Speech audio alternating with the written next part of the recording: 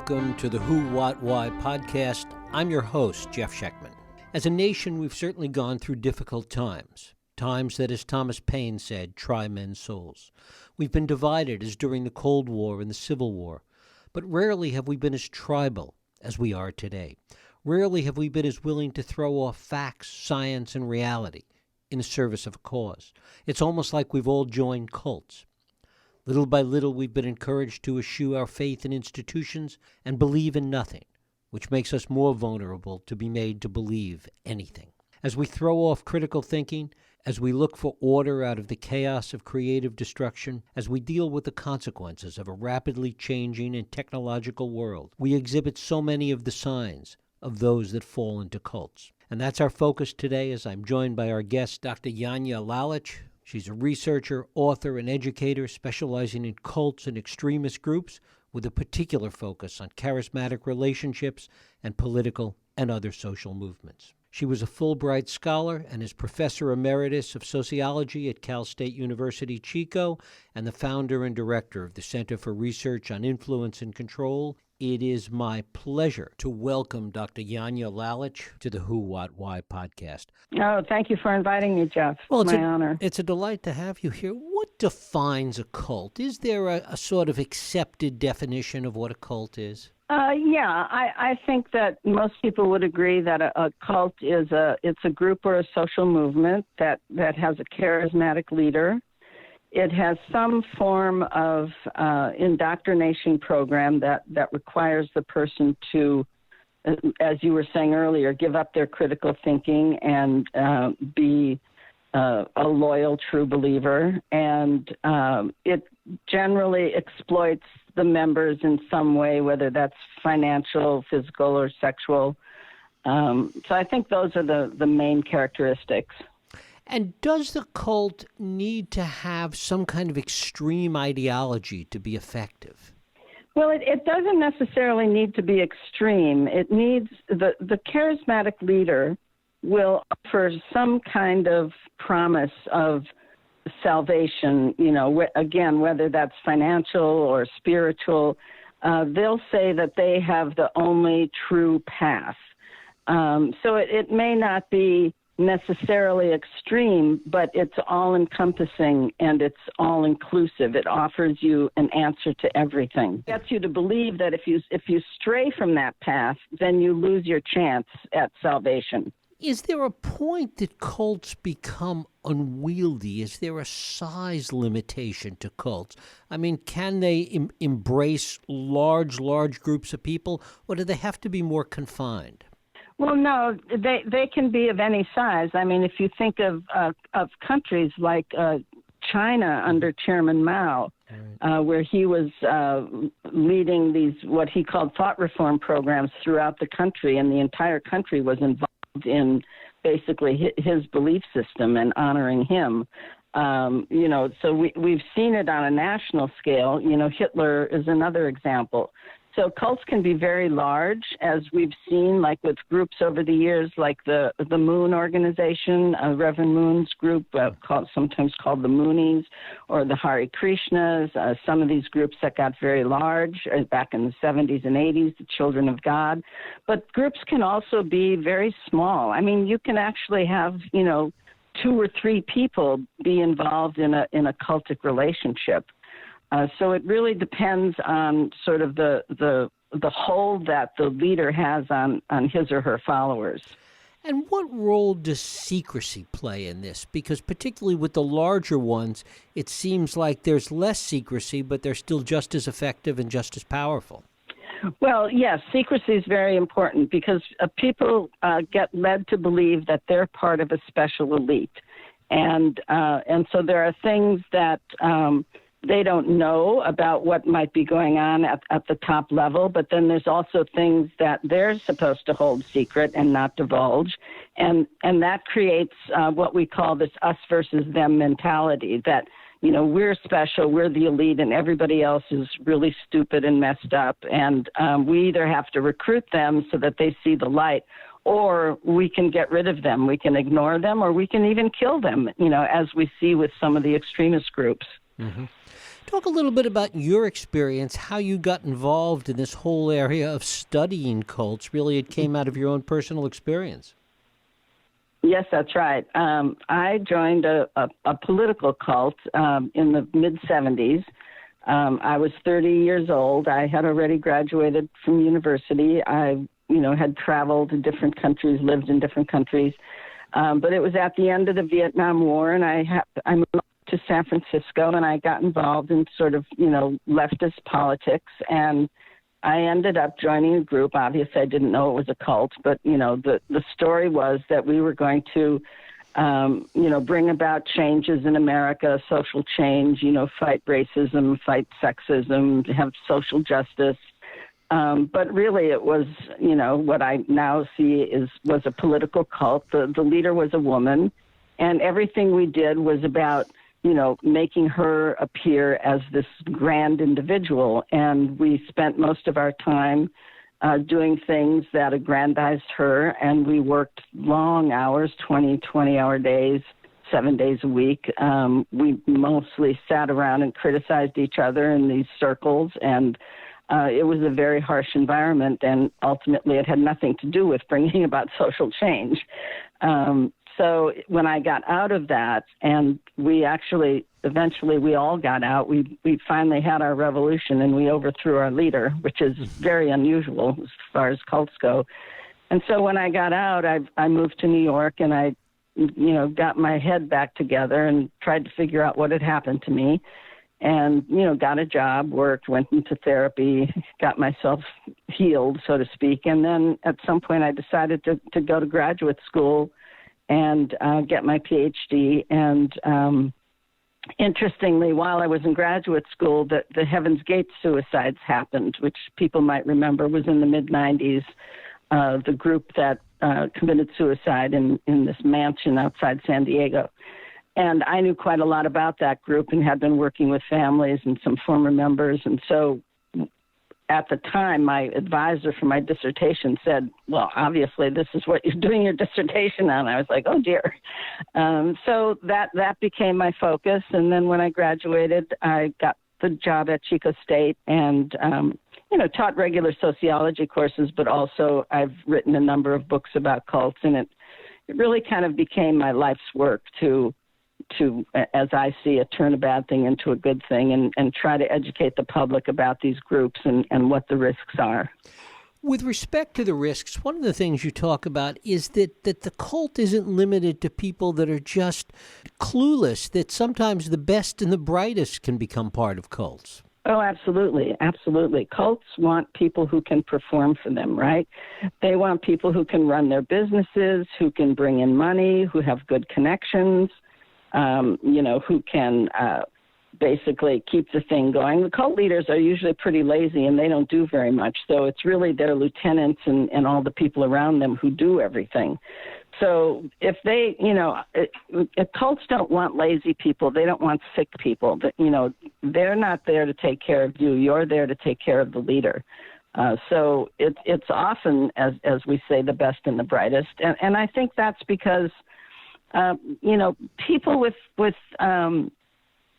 some experience and some intelligence tend to be more curious, and so they'll tend to check things out or look for solutions or, want to contribute in some way. And these cults will present this facade that you're actually doing something for the social good.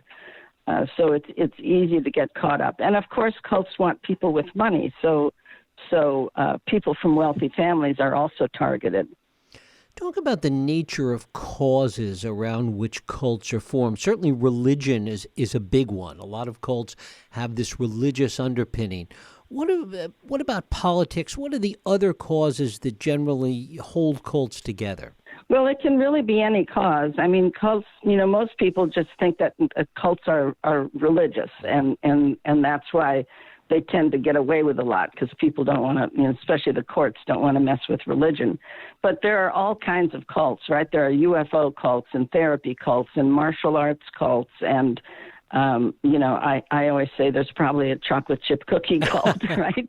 So they really can form around any ideology. And it's basically how that ideology or that belief system is used to con people into thinking that they're doing something, to better themselves or better the world or make more money or whatever it is. And then, once you're in it, it's too late. You don't figure it out that you've gotten yourself trapped into an exploitative organization. There are also a lot of business cults and a lot of what we call these New Age training programs that are very cult-like and use the same techniques. And they're everywhere in the business world. You talk about both formal and informal systems of control within cults. Tell us a little about that. Mm-hmm. Yeah, so cults have to have a structure, even the large ones. So they have to have the formal methods of control, which will be, the rules and regulations, the very obvious things, like maybe you have to dress a certain way, or maybe you have to eat a certain way or not eat a certain way, or they may, instruct you on how many children to have or not to have, or how to raise your children or take your children away from you. So there are these obvious rules and regulations, but then there are the more subtle, informal influences, which are really, in a sense, more effective in holding the group together.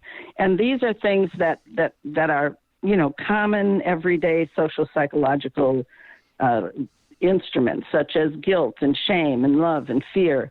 And certainly peer pressure. I think not enough attention is given to peer pressure when we think about cults, because people, after a certain age, we tend to pay much more attention to and heed what our friends are doing, right, or what our mates are doing. So when you're in a group like that, you have the other members around you, and you don't want to let them down, and people are reporting on each other. And so all these more subtle ways that get you to conform and comply with the rules and the norms of the group are really very effective. It also works to separate people from others, really to create separation. Talk about that. Yes, absolutely. I mean, cults will, as I said, they're going to get you to believe that you're part of this special elite group, right? And that the non-believers are, in a sense, not worthy of your attention, right? Which is why people tend to be split off from their families or split off from their friends who they're not able to recruit.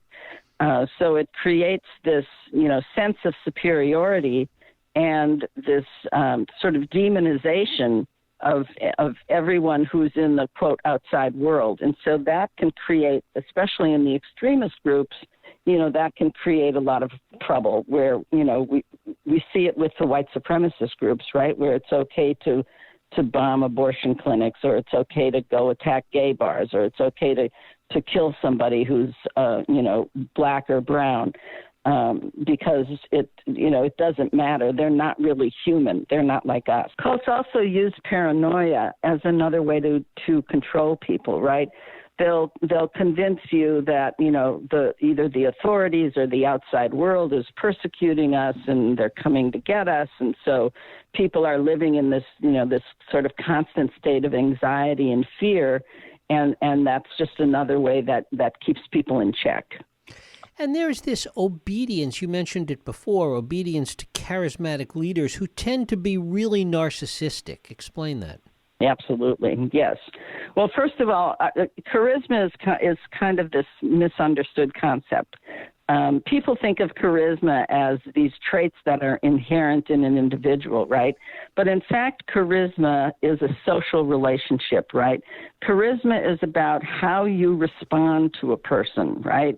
So, for example, someone may think that President Obama, as an example, someone may think President Obama was incredibly charismatic, where other people, obviously saw nothing in him or absolutely despised him. So, or you may go to an event with a friend and the guru shows up and everybody's oohing and eyeing over the guru, and you're sitting there thinking, what the heck? This guy seems like a con artist to me, right?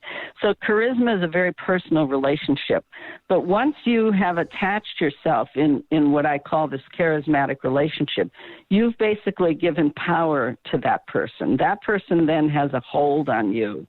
And that charismatic hold is very difficult to break, and it's very demanding.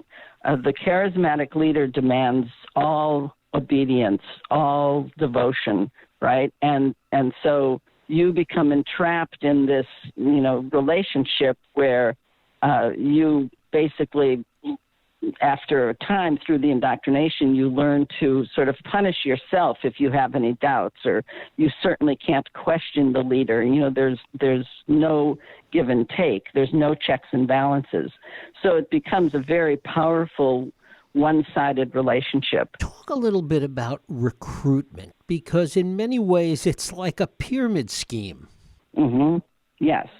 So recruitment happens in phases, and interestingly, the studies have shown that more than 2/3 of people who get involved in a cult are recruited by a friend, a family member, or a coworker.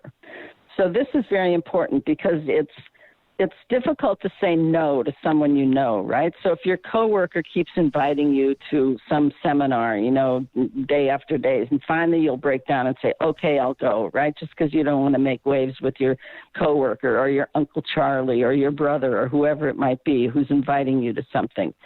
So people in cults are basically trained how to recruit. When I was in my cult, I actually led recruitment and advised everybody like how to go about sort of asking the right questions to get someone to want to get involved in our group.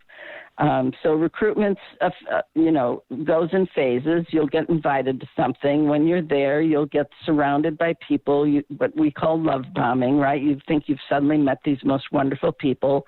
They'll ask you to come back.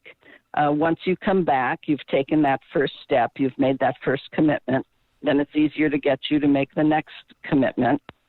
So recruitment's obviously a very important part of the process.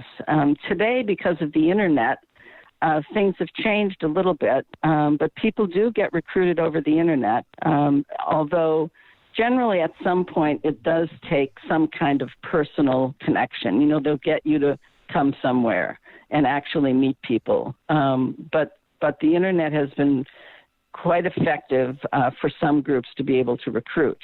On the other hand, the internet's been very important because there's so much information out there that if you are thinking of going to something or someone's inviting you to something, you can go on the internet and check it out, see what the critics are saying, see what former members are saying.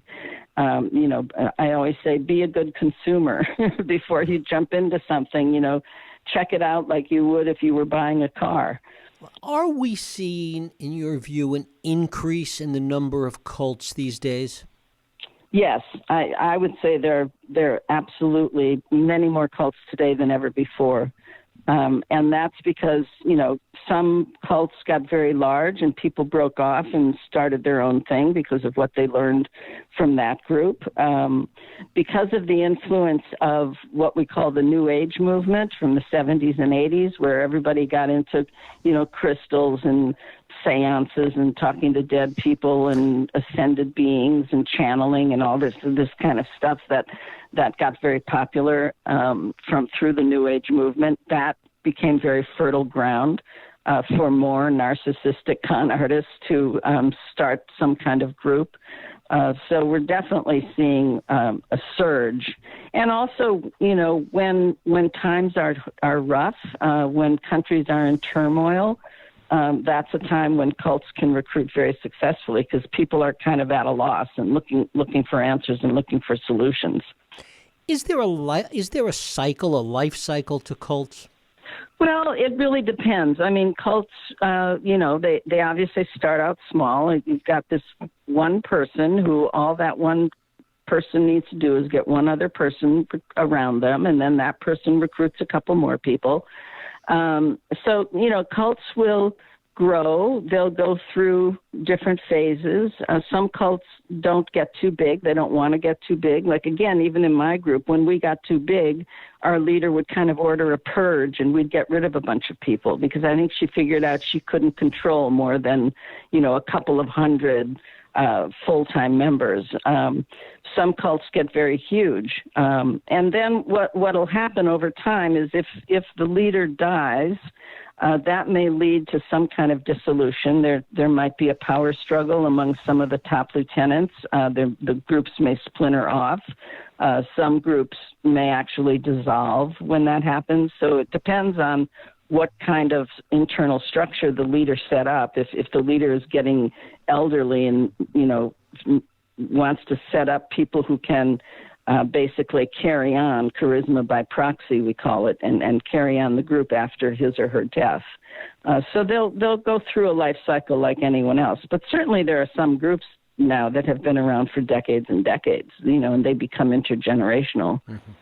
You mentioned white supremacists before. As you look out at the political landscape today, do you see this cult-like aspect of it with a narcissistic leader, with the lack of critical thinking, with so many of the qualities that we've touched on here?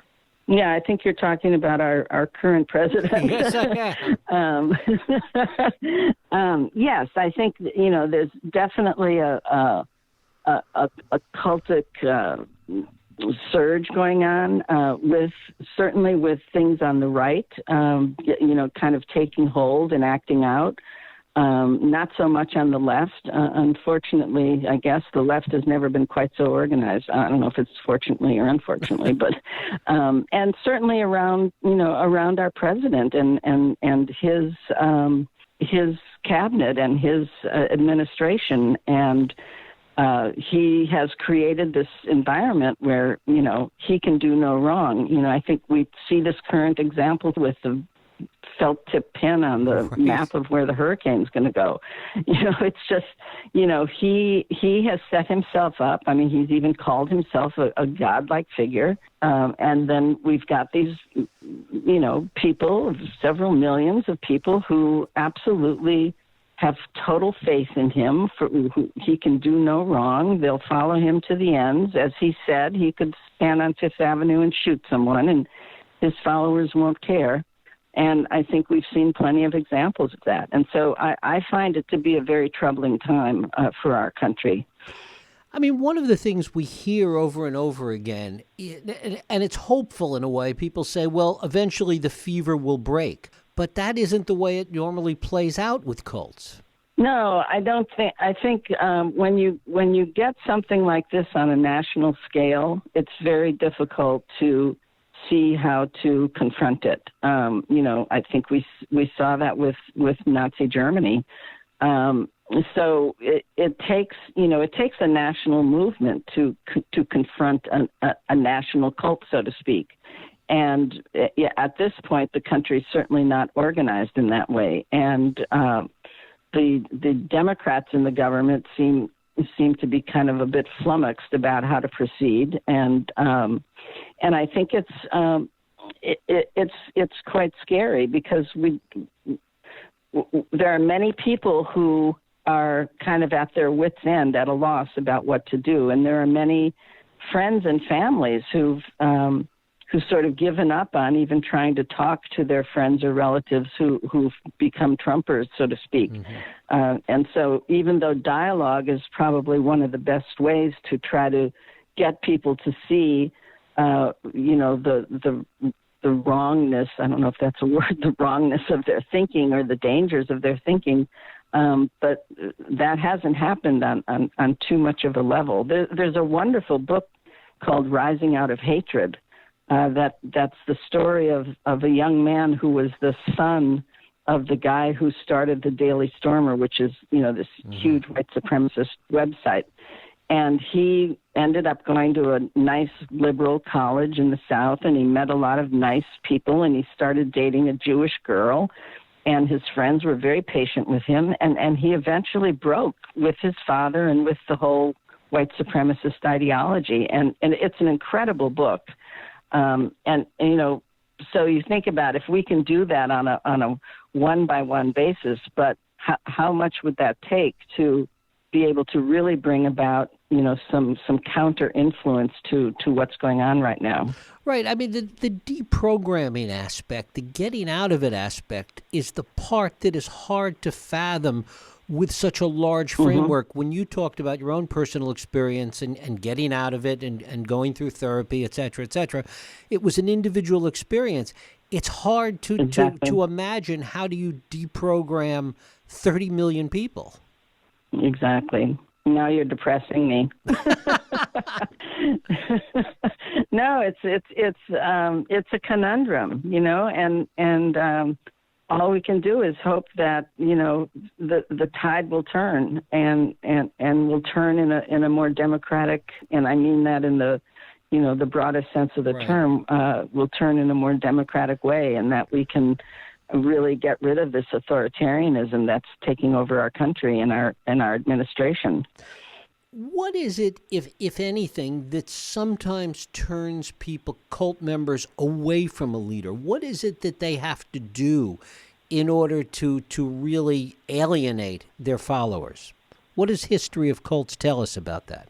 Well, sometimes they can go too far with something, and it may have an effect on some of the members. So, for example, in the 70s and 80s, there was a group called the Children of God, which was led by this guy David Moses Berg, right. And he had a lot of sexual problems, and he started having multiple wives, telling people they could sleep with each other, adults could sleep with whoever, and then he got to starting to say, children should have sex with each other, and adults should have sex with children. And when that happened, and this was also the group that engaged in what we call flirty fishing. So the women would go out and basically pick up men. They were called prostitutes for Jesus. They would pick up men and have sex with them, supposedly to bring them to Jesus. And many of the women in the group got involved in that, but when it got to the point where he said it's okay to have sex with children, for some members that was the straw that broke the camel's back. For some members, they said, no, this is too much, and I'm leaving. So sometimes the cult leader can go a bit too far and may lose some members, or may, as happened in our case, the whole group busted up because she became so out of control. But really, it's an individual decision, and it'll take something, and again, it's so personal. It could be, I know a woman I worked with years ago who got cancer. She was in a group, she got cancer, and she sat down one day and thought, I don't want to die in this group, and that's what got her to leave. Sometimes it's an age thing. People reach a certain age and they say, what the hell am I doing with my life? I got to get out of here. So what's important is if you know someone in a group, if you have friends or family, it's always important to try to stay in touch with that person. It's always important to let them know that you're a safe haven, that if they ever want to leave, there's someplace safe that they can come to where they're not going to be humiliated. They're going to just be able to chill out and sleep and do whatever they need to do. Because it's the hardest thing someone will ever do is leaving a cult, because you're basically throwing away an entire worldview, and it means starting your life all over again, and that can be incredibly frightening. So it really takes, some kind of moment that, I always say when you're in a group, even if you're a true believer like I was, there are things along the way that bother you, either things you are asked to participate in or things you see happening in the group. And you can't do anything about it at the time, because of the discipline and the structure. So all these things kind of get shoved in the back of your head. They're sitting on a little shelf in the back of your head. And at some point, there's going to be one thing too many, and that shelf is going to break. And that's when you're going to wake up and say, I've got to get out of here. Now, it doesn't mean you can get out that day. You usually have to make a plan. And certainly it helps if you still have contacts on the outside. Finally, to what degree is the law helpful in this regard? What legal mechanisms exist to help people that are in cults? Not very many. It's really been a difficult place to try to bring some kind of justice. I mean, I've been expert witness in a number of cases. It's hard because, as I said earlier, most people think cults are religious, and the courts don't want to deal with religion.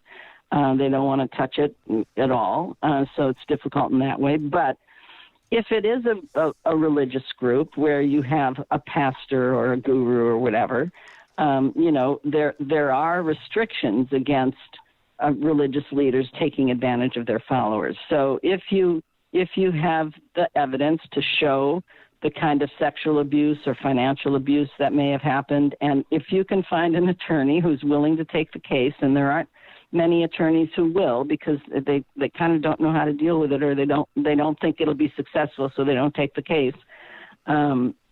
But there have been some successful cases. I mean, right now, for example, the Jehovah's Witnesses, there are numbers of cases about the child sexual abuse that's been going on in that group for decades. And there have been some very big judgments against the organization.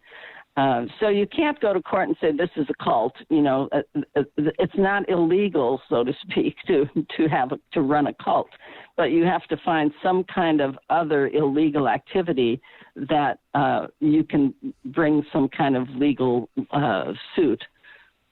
Dr. Janja Lalich, I thank you so much for spending time with us today. Oh, thank you. Thanks a lot, Jeff. Thank you. And thank you for listening and for joining us here on Radio Who, What, Why. I hope you join us next week for another Radio Who, What, Why podcast. I'm Jeff Sheckman. If you like this podcast, please feel free to share and help others find it by rating and reviewing it on iTunes. You can also support this podcast and all the work we do by going to whowhatwhy.org/donate.